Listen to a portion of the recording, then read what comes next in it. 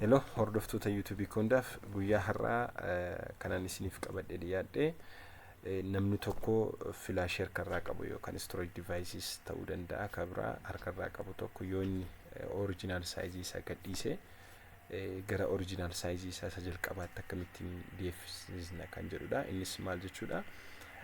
Filaashiin keenya 4GB qabaachuu danda'a yookaan hard diskiin keenya 4GB 1 terabyte ta'uu danda'a.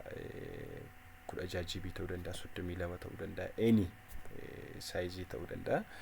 Yoo harkarraa qabaanne yeroo tokko rakkinoota adda addaatiin size isaa isa jalqaba argachuu hin dandeenyu, akkasumas illee faayila irratti fe'achuu hin dandeenyu. Kun immoo rakkoo guddaa dha waan ta'eef dirqama gara original size isaatti deebisuu qabna. Haa ta'u malee namoonni yeroo tokko kana wallaaluu irraa kan ka'e boksii keessa kaa'uu gatuu fi akka wanta faayidaa hin qabne yookaan uselessitti yeroo isaan lakkaa'antu jira. Kanaaf guyyaa har'aa kan isinitti agarsiisu akkamittiin filaashii keenyas ta'uu danda'a hard diskiin keenya original size isaa yoo gadhiise bifa akkamiin gara original size isaatti deebisna kan jedhudha jechuudha. Kanaaf maal goona dirqama command fayyadamnee faayila achirra jirtu yookaan immoo filaashii keenya remove goona jechuudha. Yeroo tokko yeroo nuyi format goona jennee yaannullee format nuun ta'u manually gaafa nu irratti click goone right click irratti goone format gaafa jennullee format nuun ta'u. Kanaaf dirqama command kanaatiin remove gochuu qabna jechuudha. Kanaaf akkamiin goona as window search window kanarra dhufnee cmd jenna. cmd jennee asirratti erga cuqaasnee booda bakka kanarratti disk part jennee barreessina. Disk part jennee gaafa barreessinu peejiiwwan adda addaati kan inni fidu. Peejii inni jalqabarra ni barreesse users kan jettudha. Fuullee paazii inni jalqabarra nutti agarsiisu. Kan ana masitti agarsiisaa jiru garuu erga nuyi disk part jennee barreessine gara diskii keenyatti kan inni redirect nu godhedha. Zan asirratti diskii meeqa akka qabnu ilaalla jechuudha. Jalqaba dura list disk jenna. Gaafa kana jennu diskii lama qabna. Diskiin tokko inni diskiin jalqabarra jiru kuni kan by default laptoppiin keenya gaafa laptoppii keenya binnee of harkaa qabudha jechuudha. Diskii kan laptoppii kiyya GB 931 jechuudha.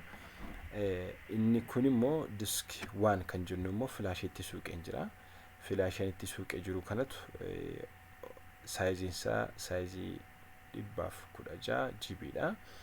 Kanaaf amma kanan barbaade diskii kana yookaan immoo disk 1 kan jettu kana faayila isaa remove gochuu akkasumas immoo gara original size isaatti deebisuudha. By default filaashii nama fayyadamaa jiru kun saayiziin isaa already kan sirriidha. Haa ta'u malee komaandoota isinitti agarsiisaa jiran komaandii isin fayyadamuu danda'u qabdan.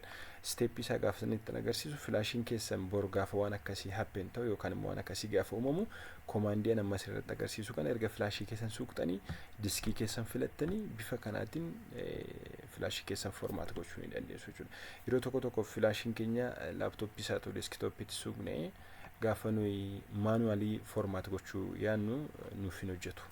Kanaaf karaa sanaas formaat gochuudhaaf kun waan lamaaf tokko gara original size keenyatti deebisuuf lammaffaa immoo filaashiin keenya yoo manually remove nu ta'uu dide akkamittiin command fayyadamnee size sana remove goona kan jedhudha.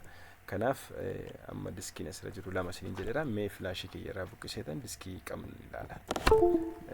List disk jenna. List diskii gaafa jennu diskii jalqaba ishee diskii 0 kan jettu kan duwwaa jettu kan argina. Kana jechuun by default kan hard diskii laptooppii koo keessa jiru jechuudha. Deebiseen gaafa filaashii kiyyatti suuqu original yookaan diskii lama argachuun qaba jechuudha.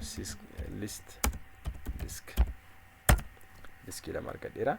Amma diskii ani balleessuu barbaade yookaan immoo formaat gochuus barbaade yookaan gara original size isaatti isaa ta'u jijjiiruu barbaade kan kanadha jechuudha. Sanaa booda select jedha. Select disk 1. Amma disk 1 is now selected disk jedha. Keessuma steppii kana booda goonuu irratti of eeggannoo guddaa nu barbaachisa. Sababiin isaa maali?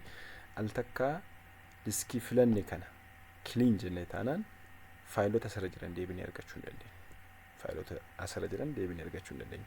Kanaaf of eeggannoo guddaa nu barbaachisa. Sirriitti diskii isa kam akka formaat gochaa akka jirtan diskii isa kam akka kiliin gochaa akka jirtan sirriitti beekuun irra jiraata. Zen asirratti kiliin jedheen barreessaa jechuudha. Enter gaafan jedhu maalaan jedha disk part succeeded in cleaning the disk jedha. Amma disk waaniin tootaalii faayilii achirra jiru badeera jechuudha. Sanaa booda deebisee maalaan godhaa create partition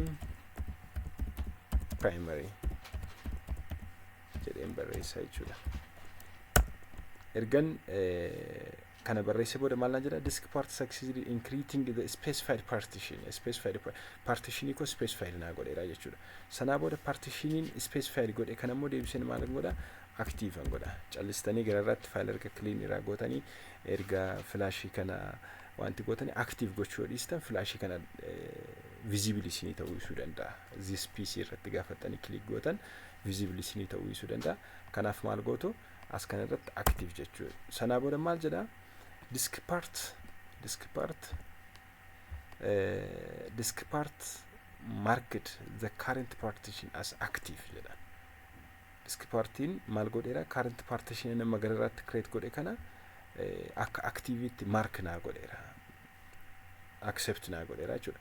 Sanaa booda maalan jedha amma gaa erga active goone booda karaa lama fayyadamuu dandeenya. Amma nu fayyadameera jechuudha. Flashii keenya yoo barbaanne command kana booda dhiisuu dandeenya. Deemnee dhaynee manually format goona. Flashii keenya active nu godheera waan ta'eef yookaan immoo format fs file system jechuudha. Is equal to or equal ntfs quick jennee barreessuu dandeenya jechuudha. Option lama filamuu dandeenya. Yoo barbaanne karaa kanaati format fs is equal to ntfs quick jennee barreessuu dandeenya. Kun commandiidhaan format gochuu flashii keenya yookaan gara originalatti deebisuudha. Yookaan immoo as dhufnee this piece kan jettu kan irratti click goone flashii keenya barbaanne irratti click gochuu format jennee irratti jechuudha. Kanadha walumaa galatti kan irratti agarsiise. Ulfaadhaa galatooma share subscribe gochuu hin dagatina. Walumaa galatti command isin agarsiise ishee kanadha jechuudha. CMD keenya hin bananna. Sanaa booda disk partii type goona. List disk erga jennee diskii keenya filanna. Sanaa booda diskii filannee sana clean goona. Partition create goona. Partition create goone sana immoo active goona. Sanaa booda message maal jedhu nuuf fiduu qaba. Message 100% completed kan jedhuu fi disk part successfully formatted the volume kan jedhudha jechuudha. Message kana lamaan nuuf fiduu ta'uu qaba. Yeroo gaarii subscribe share gochuu hin dagatina. Thank you.